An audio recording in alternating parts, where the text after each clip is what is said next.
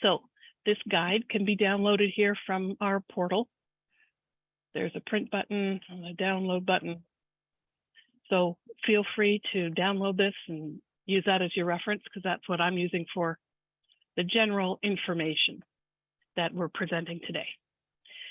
The other documents we have out there are quick guides.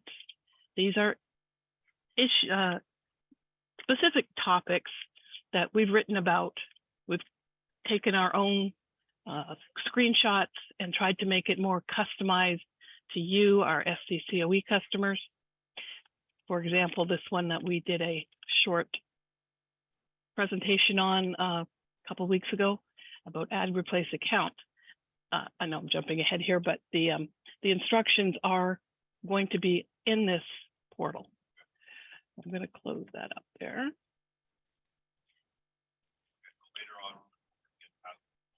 This is a folder full of reference guides. Unfortunately, it's just a list. You'll have to search for what you want, but the topics are listed here. So in addition to that one document I showed you, the overall guide to purchasing from the QSS group, we also have these small little individually written specific topics for things that you may come across. As beginners,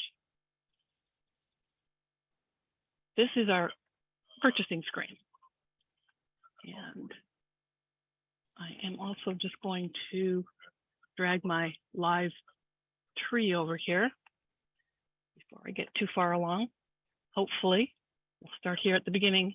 Hopefully everyone has some version of this tree.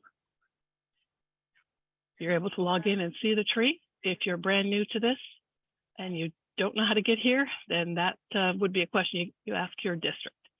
Try and get yourself to the point where you can get the program running. You're running the QCC Control Center. The options on your tree are going to vary depending on your security and your job role. And of course, we have a security form for asking for different security. So most people will have a job menu in the print manager. Okay. I'm gonna point out now how to get to our purchasing modules, and it's down here under AP and purchasing. Close up some of these here if you wish. So we have the purchasing master files, which aren't going to be something you need to worry about. That's generally something the county sets up.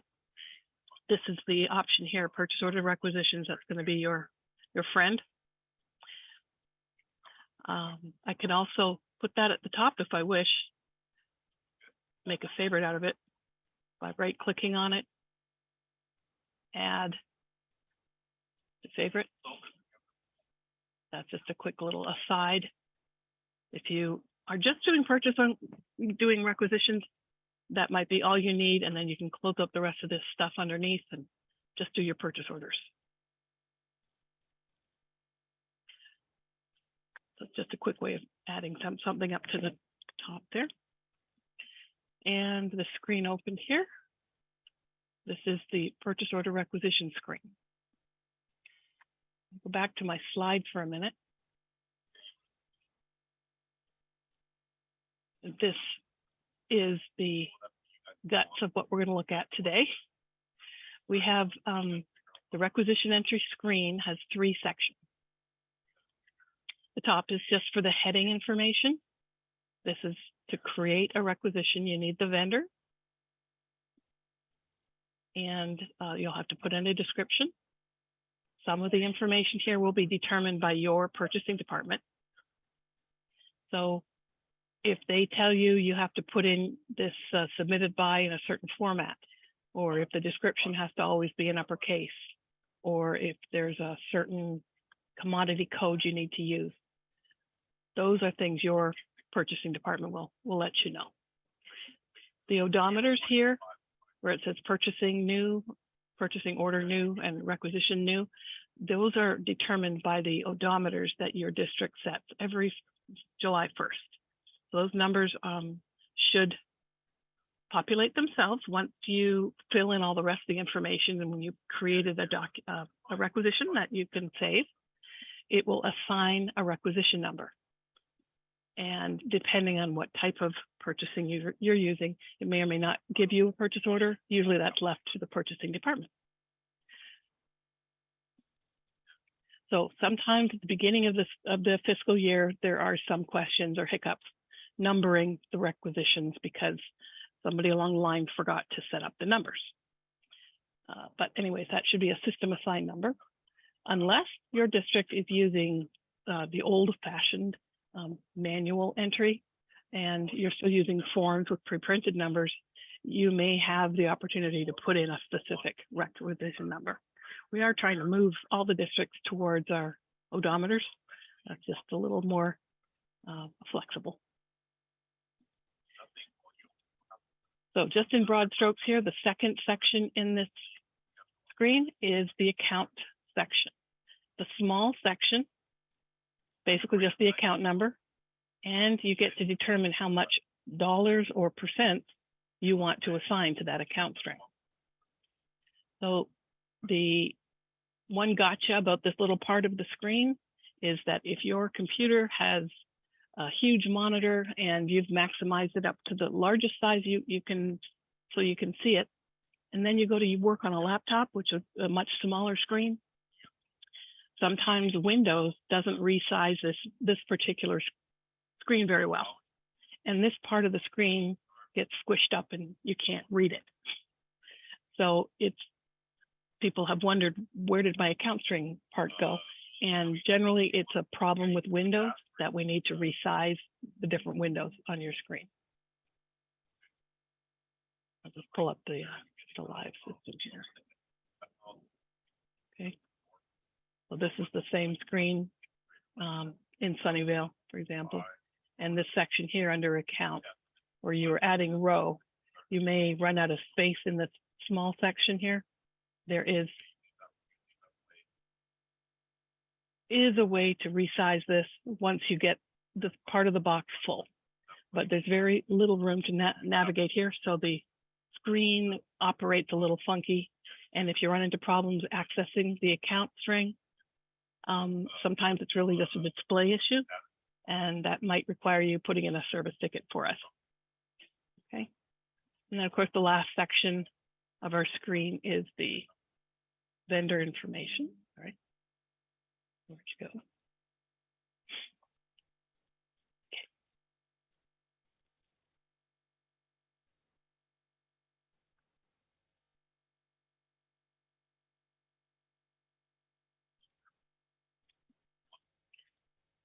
And lost my screen. Okay.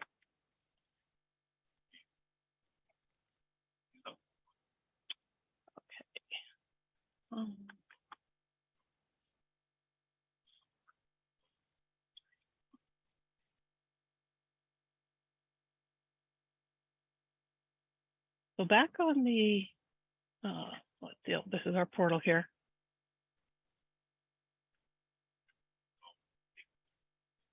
If you find any documentation that seems to be out of date, some of them are dated quite old, and we probably either we have updated it and it's just the same information because purchasing hasn't changed a whole lot, or if there's a new feature, we'll add a new quick guide here that might supersede previous documentation. So for example, that replace ad account, that's a feature that's now working and we turned it on. Some of the old documentation might reference that it's not working, but it is now. We also have the ability to print to PDF if you're printing a purchase order. So we really want to keep this list of documentation up to date. So do check here once in a while.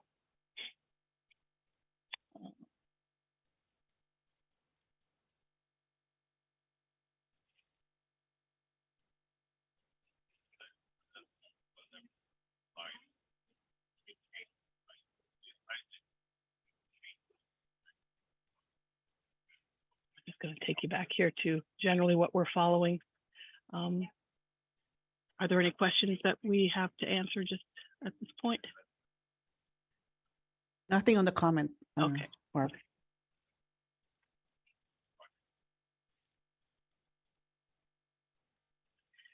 Okay, so we're back to the screen here. You'll see, like I say, the documentation will give you all the specific details as to everything you need to do when you're entering a rec. So let me just walk through one. And screen is here. So this is a live system again. So the first thing I would need to do is which vendor am I going to enter this requisition for? And since we're doing this from scratch, I'm going to do a lookup for a vendor. So I clicked on the little binoculars and the screen here opens. This is my vendor lookup screen. And this is an important checkbox here. Check and make sure that you've got active vendors or both. If you're looking for someone and they don't show up, maybe they've been inactivated. I don't know who I'm looking for, but let's see. There's got to be a vendor in there with the name Depot in there somewhere.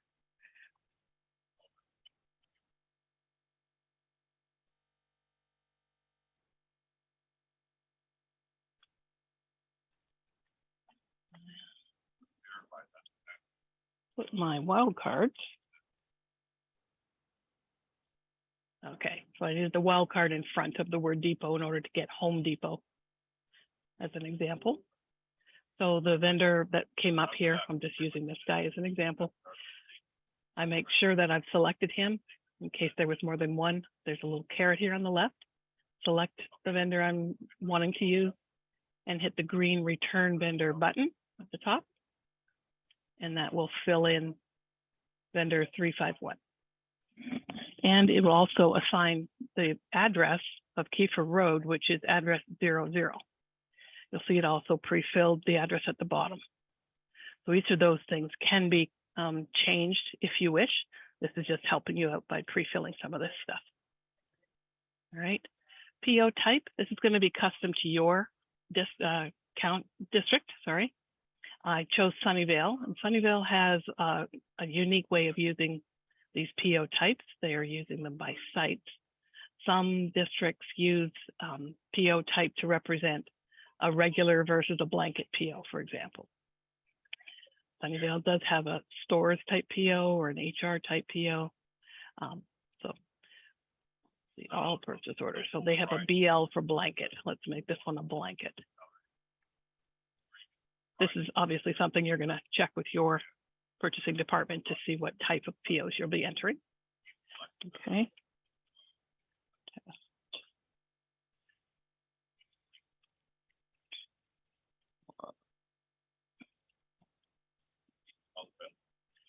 Goodbye.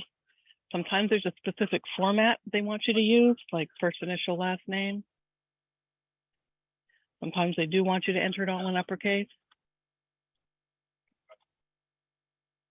That's up to your purchasing department as well. The site number here.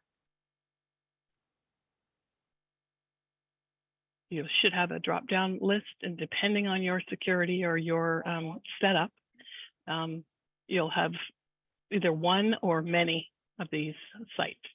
Since I'm logged in as myself, I have admin rights. I can see all the sites.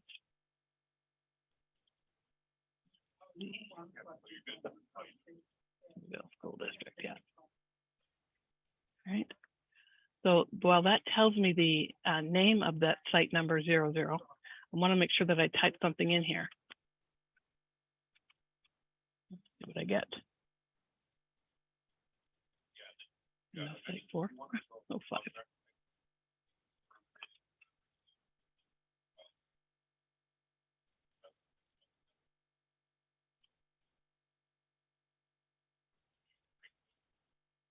It will fill it in. It will fill it in once you hit the tab key. Okay, I'm not going to fill in any of these other fields, but depending on what your purchasing people tell you to do, you fill in what's necessary here. Okay. I would point out that there is a spot here underneath the buyer box that you may or may not have. If your district is using PO requisition, the hierarchy method, which is the one we're promoting, and it's more of an automated method of routing requisitions, then you'll have a group box down here. Because I'm not set up in Sunnyvale, they didn't give me that group. Some districts are still using remote routing, which is more of a manual approach, and their routing is dictated more by the office policies. It's not done by QSS in the system. It's done by who sends this piece of paper on to the next person for approval. Right. So the next section we're going to hit is the account. So before we've even entered an item, we have to make sure we know we have money to pay for it. So again, not knowing the Sunnyvale account, I can do a lookup. There are a couple of ways that you can help yourself speed up this process. Because I've done this a few times, I have a few in my recently used account strings. The system will just save the last 5 or 10, whatever it's set to. So I can choose a previously used account string, or I can click on the L box and bring up the account lookup screen. Okay, sorry, that was an account string for Sunnyvale, obviously. All right. Gonna get rid of all that and go to the lookup box. Come on. Oh my.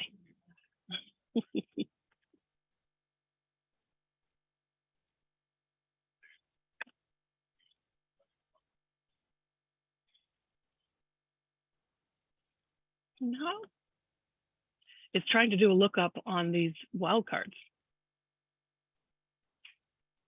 If I give it a roll.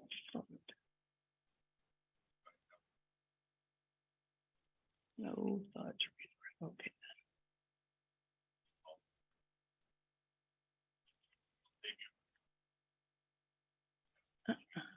Oh, Just Barb, just clear it out. Yeah, I tried to blank it out, but it doesn't like that. If you can't put question mark, it won't look up that way. The lookup is within the lookup. Yeah. But when I do the lookup, it doesn't like it. No, yeah, because the lookup, that question mark, the search for that valid. question mark is on the next box. So Okay. I can't get rid of the one that I artificially filled in here. If I do a lookup, it looks up this number and it doesn't find it. So I want to blank it out, but it doesn't like blanks. okay, I may so have to restart once I hit here.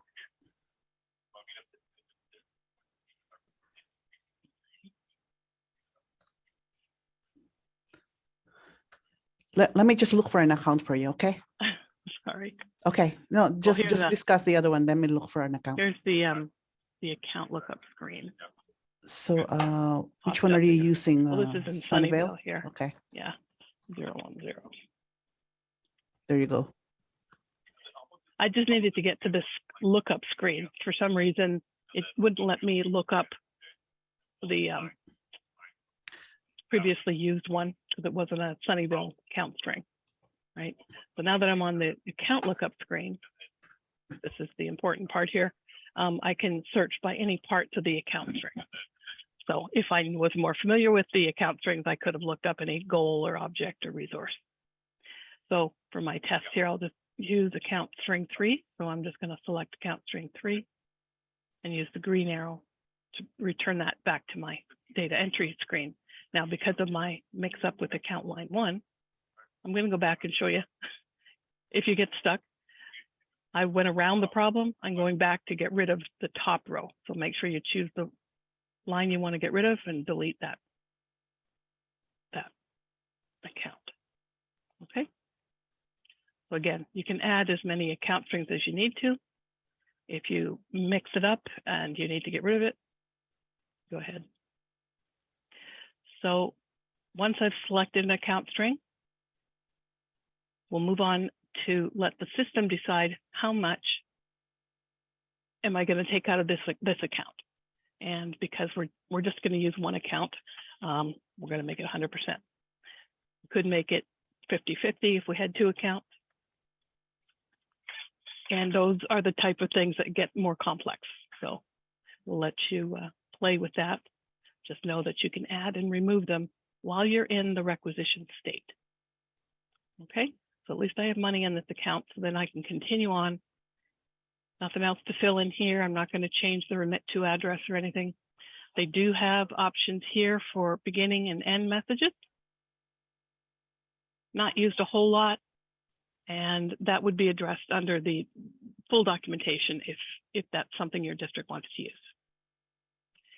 So now that I've got the basic information in for my PO header, I can move on to the item. I could save it here at this point, but there's really not much to save. I can't save it as a requisition yet. It doesn't have any items. So I'm going to click items. It validates the account string, and it opens up a second window, which sometimes gets minimized at the bottom of your screen. These things resize it as well. So just be aware if it pops up at the bottom of your screen and it's waiting for you to open it up. Sometimes it just plays a little coy and doesn't want to open for you. Okay, so you can have up to 99 items, I believe. And we should start by letting the system odometer them. Item number 1.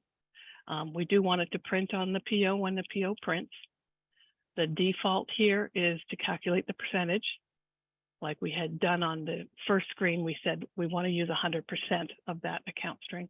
The other options would be if I wanted to override what the system calculates and put in a special percentage, or don't use percentage at all and use a special dollar split if I have more than one account, or I can specify which account line specifically to use. Since I only have one account line, it only shows one here. If I had 3, it would show account line 1 and 2 and 3.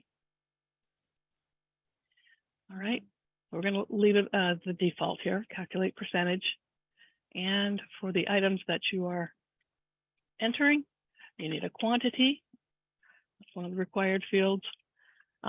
This one isn't so required, but this is going to be a field you have to determine with your purchasing department how they want it entered. Uppercase, lowercase, that kind of thing. There are only 2 characters for it, however. The H, of course, I made a liar out of me. Most districts use 2 characters, and it doesn't factor into how it calculates the unit cost. It's just going to be quantity times cost.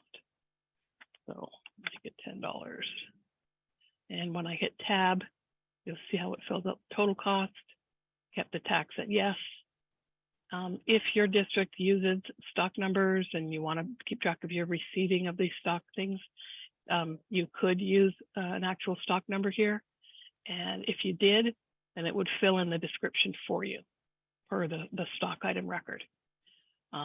Most districts are not using that. So generally people will type in their own description.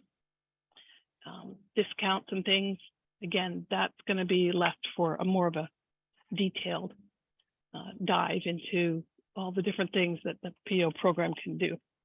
But the description is going to have a specific format, again, dictated by your purchasing department. Please purchase 3, 5 basketball.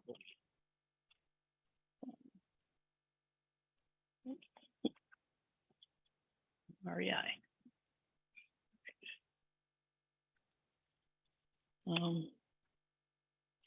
The attached quote from 9/22, something like that. Okay. This is attaching information is a separate task after we get the rec entered. So you can't attach the quote at this point, but you'll do that after you get a requisition number. Okay. All right. So it's going to cost us $50 out of this budget account. I put in the description. Bottom part is still empty. It will fill in once this gets saved. Okay. So all the information I believe that I need is entered here. And the next step would be to save this item. So if I have more items to go, then I might want to just save the item and continue. Save item, add item. Okay. If I want to finish, if I just had these 5 basketballs to purchase, I can click save item or save item in main, and it'll take me back a screen. This one here with the 3 choices just saves you 3 clicks because it will save the item, take you back to the main screen, and save the requisition. Okay, so let's do save item, add item. Okay, so it's reading all the tables, it's processing, it's doing its math, and it gives you a summary of what it calculated the tax to be, the fact that it's taxable, if there was a stock number here or a discount added.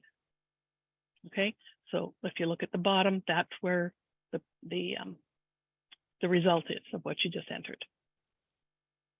Okay, now the system has already progressed to adding item 2. So you're going to go in and just add in, again, these will probably stay the same because you don't want to change this for every item on your requisition. If you started off calculating percent, you want to keep it calculating percent. I can put in another. So I have, you'll notice also this kind of is a gotcha where when you click into this box, it's in the middle of the box. And sometimes if you start typing right there, it says the character's too big.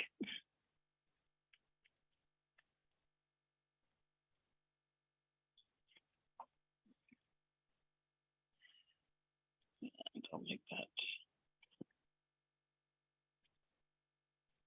$100. There's my cost. Okay.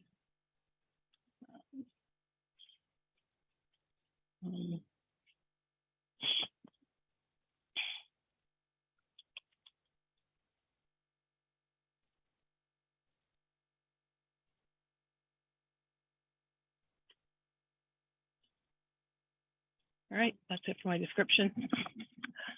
Going to say, this time I'm going to say save item and go back to the main screen. So assuming everything checked out on that item 2, it saved item 2 as well. Closed that screen, brought me back to this requisition screen. Now it didn't save the requisition because I didn't tell it to.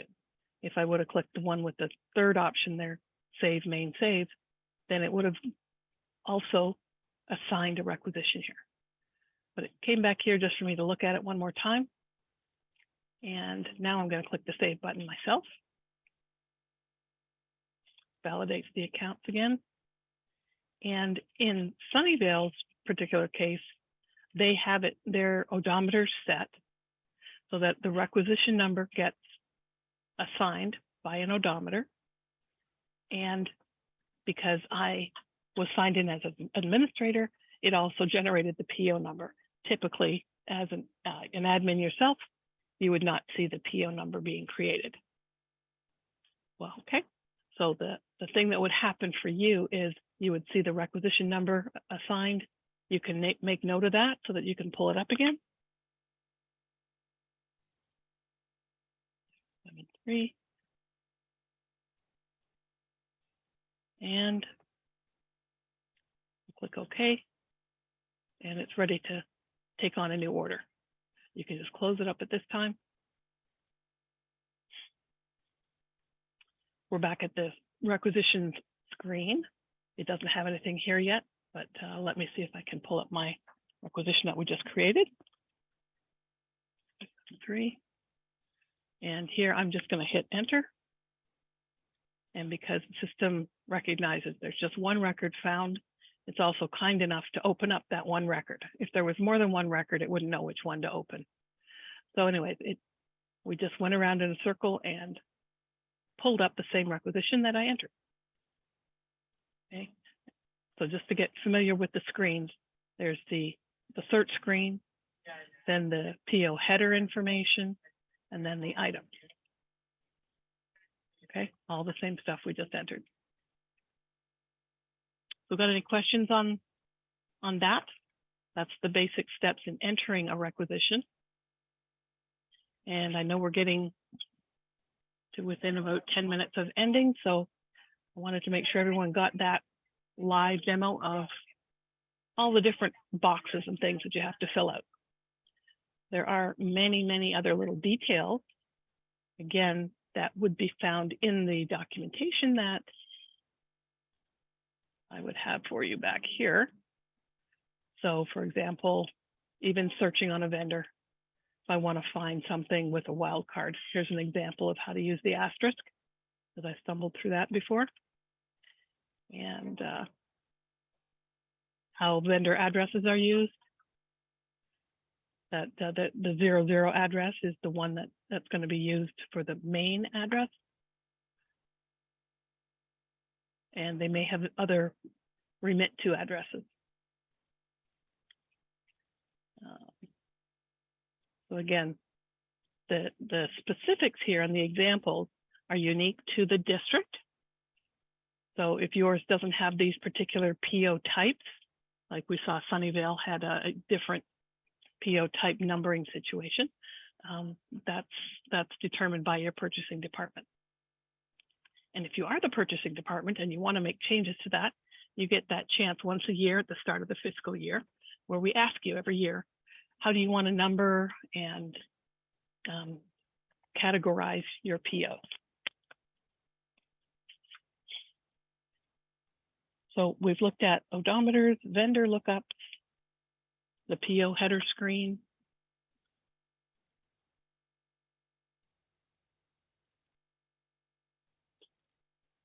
Adding beginning and ending messages, if that's something you do.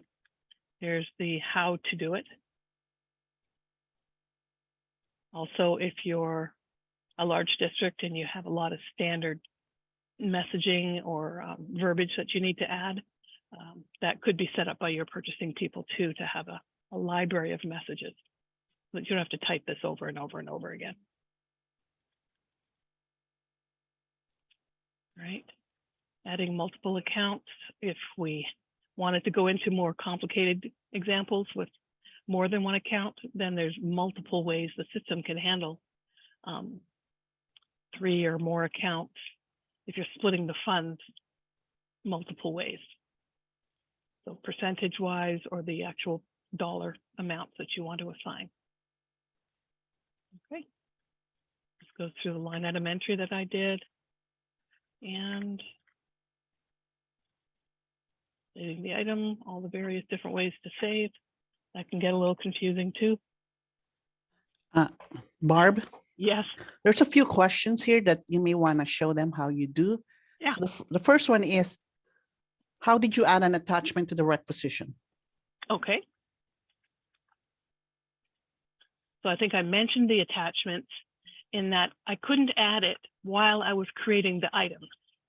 I have to create the requisition first and then pull it back up again. So that's what we've got here. I'm in that let's pull it back up screen. Okay, I just double clicked on it. So now that I have this window up again and I have the requisition created, I can see right here in the middle, there's a blue underlined option here that says attachment, and then it says rec/PO. And the N/N refers to no for the rec attachment and no for the PO attachment. So if I want to add one, all I got to do is click on that link. So that's a live link, and it pops up another window. Sometimes it pops it up in a place you don't expect, so you have to go look for it. Okay, so this is the window I would use to add the attachment. And where are we here? And, oh, okay, basic mistake number one. I was looking for the add attachment option and it's grayed out. So you learn from my mistakes in that I didn't put myself in update mode. You'll see on the top right corner, I was just viewing this requisition. In order to make a change to it, I have to switch into change mode. Okay, and because this is not a PO yet. It is a PO.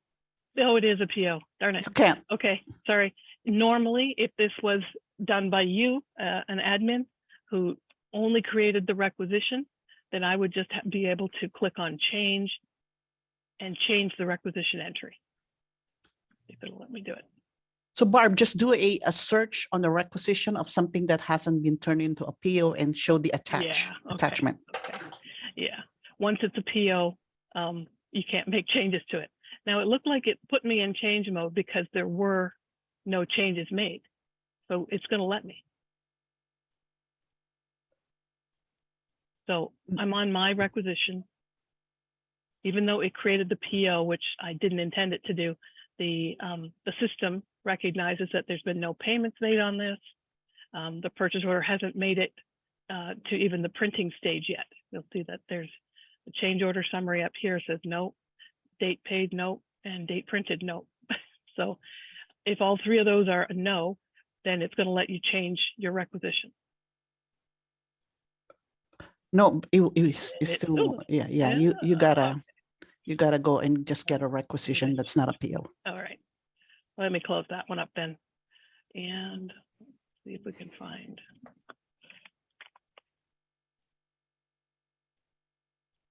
One. Oh no. Okay, so how do we find a requisition that's not a PO? I would use the advanced search. And that window opens up elsewhere. Come on. It opened up my other screen and it doesn't want to slide over. There we go. Okay. So this is another teachable moment.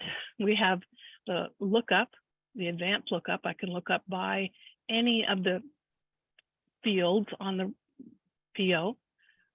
The PO type, like I was mentioning, these are all the types that Sunnyvale uses. If I remember, I don't want to look it up by the requisition number. I want to find one that isn't a PO. So if I have date printed, if there is a date printed, then it's already a PO.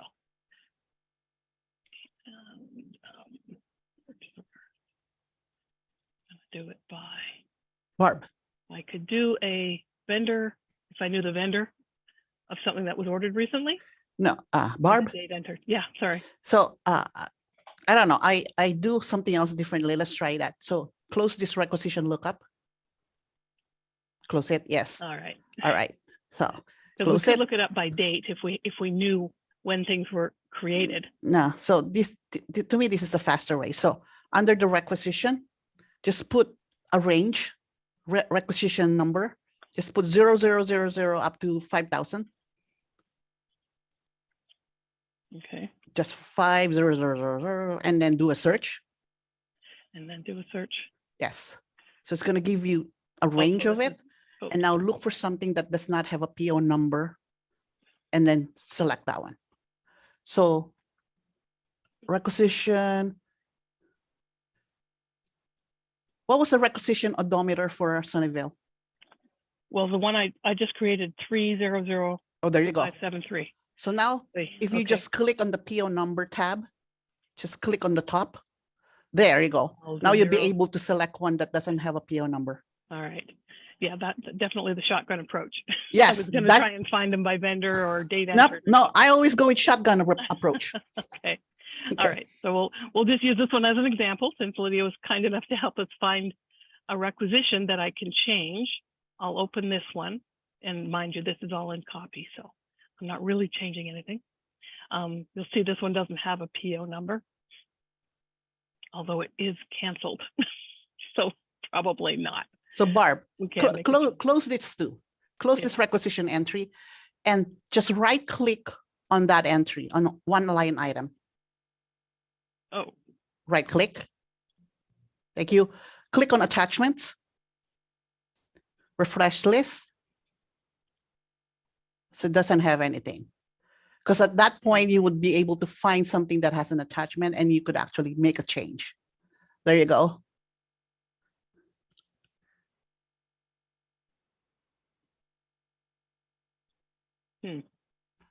Sorry, it's not. I it may have something to do, with your own My own Se- setting. security with Sunnyvale, Yeah. because you are not really part of Sunnyvale.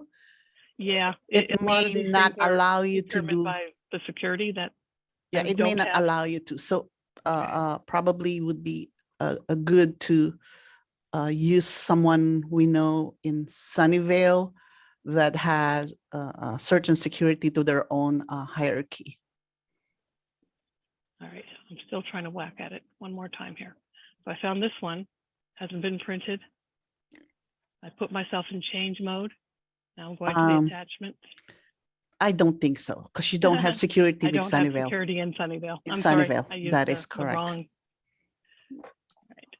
So see, everybody should realize that security is Is important. it's important. It won't allow you to do something even though you work in technology. All We right. restrict access because it is a Sunnyvale hierarchy. All right. Well, sorry for that. Hopefully stumbling around like that, though, gives you more faith in the fact that the system's going to keep track of what you're able to do, what you're not supposed to do. Sometimes you have to understand it's a function the system is intentionally stopping you from doing because it's just would corrupt the. And I think we do the have a requisition. documentation, even if we may not be able to show how you attach an attachment or Yeah. requisition, we do have a documentation that shows you how to make that attachment on a requisition. Yes, that's what all these quick guides here are for. Okay. All right. So I can pull that up there too. And then Barb, we're getting getting out of close time. to that time frame. So there's also a second question. How do you delete an item screen once a PO number has been created? Not the initial item page, but any additional item screen. So that would mean you are going to be using POCO.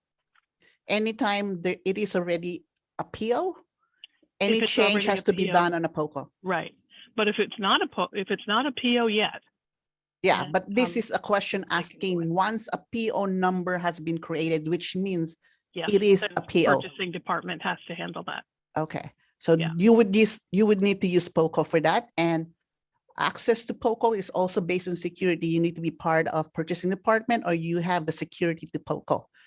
Another question here is, did you click save and return, or just save when you finish your requisition entry? I think you just click on.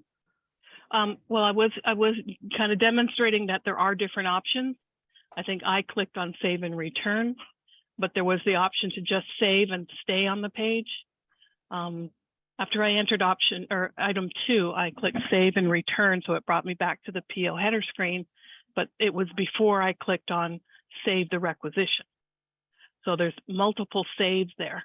You'll have to just get used to looking at how far back did you want to go in the process. It'll save you time once you get familiar with the process, but I would say just do one step at a time until you're familiar enough with it that you know you want to go back 3 screens.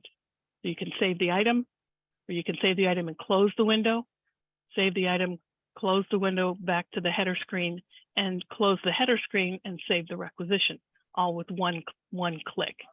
That's why there's so many save choices. Yeah.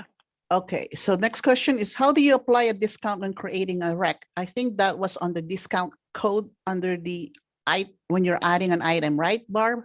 Correct. Yes, there was a discount. There was a discount field there. And some of that information, again, would be in this document. Let me go back to here. This full user guide. We look at some of these topics here. Discount here, page 19. I'll just point you in that direction, okay? Barb, does the Control F work on this document? No, because we're in Google Docs. You can download it as a PDF. And then you'll be able to use Control F. Do a search, correct? Yes. Okay. Yeah. So anybody can download this. It's the last thing I would mention then about documentation and videos and things on the tree.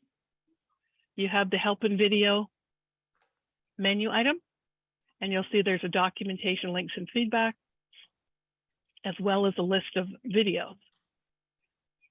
These are the videos are a good library that QSS is developing. They're tackling certain subjects, whatever you can find here in their list. Trying to see if there's anything here about purchasing here. Hey, Barb, Uh-huh. you're good, right? Yeah. I need to go Yeah. to another meeting. Yeah. Thank you all for coming to this webinar. We're almost done. All right. Thank you. Okay. Thank you, Lydia. So I've just pulled up the documentation screen here within QSS, and I'm trying to guide you to a place where you can find information easily. They were working on some documents, videos that they've indexed so that you can pull up something quickly, like this purchasing tips and tricks, doing a purchase order, change order. They have a whole webinar that they've recorded, requisition PO entry. There's another training video. Let me try that one. And they've kindly put time indexes on things. So you were asking about entering account. See if we can skip up into the video here to edit and enter lines. All right, that's opening on my other screen too, but it will pop up a video that they've recorded,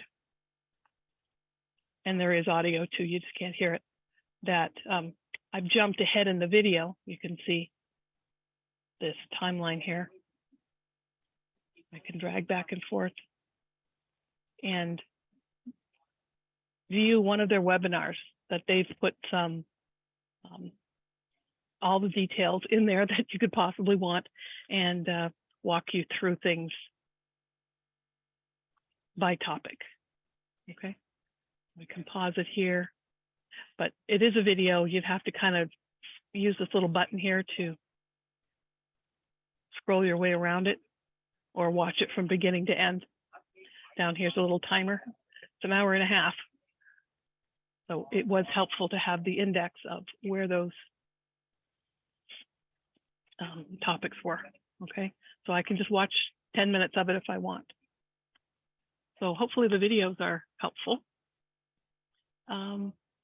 Madeline, I see your comment.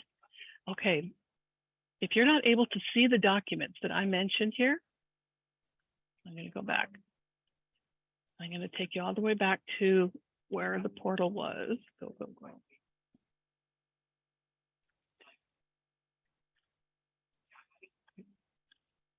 Okay. So if you're able to see this page, and then you click on documentation and you don't see anything, you have to click here for details on joining one of our lists. Okay, that's how you get access. So I'm going to click that for you just to see what it comes up as.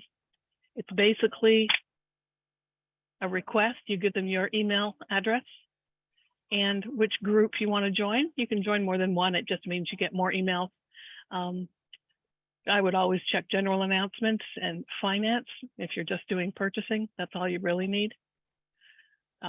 Authorized signers, that's information for your CBO or your someone who signs those QSS security forms. That's you don't want to get all those emails unless you need to. So again, they embedded a little video here if you wanted to read about how to just sign up for the Google groups. This is what you need to do, Madeline. Okay, once you get your email access, then you have to log into your Google account. Make sure that,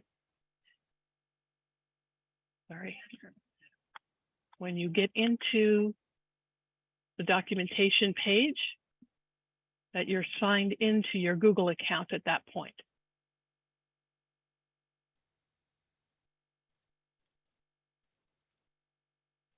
I hope that answered it. Okay. It might take a day to get that access because that's actually a manual process. It's not done through Google, it's done through us. to give you access to our portal here, this documentation page. All right. The link to the mailing list. This is the link. You have to get to it from this portal page. So you would join, you would go to SCC, qss.sccoe.org, back in the portal, up here, qss.sccoe.org, click on documentation, and then click here for details on joining one of our lists. Actually, there's another link, email lists. This will do it too. Same page. Okay, so you put in your email. Eli's asking, what group should I join as an admin? The only one you really need as an admin would be financial announcements, assuming you're doing purchase requisition.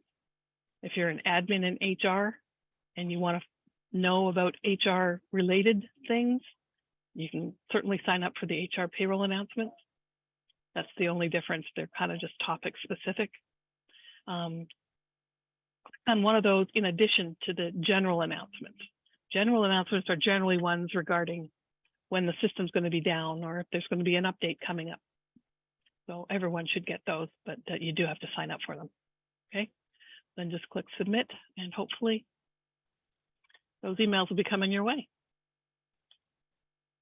Well, thank you so much. Lydia did record this, but it's not going to be something anyone wants to watch. That's why I directed you to the QSS professionally done videos. The examples I've done, hopefully you can find examples of within QSS using their training videos or their documentation, as well as the quick guides that I showed you. Thank you very much. Signing off now. And feel free to, you can email me or put in a service ticket if you have any other specific topics or other suggestions for training. We're always looking for that too.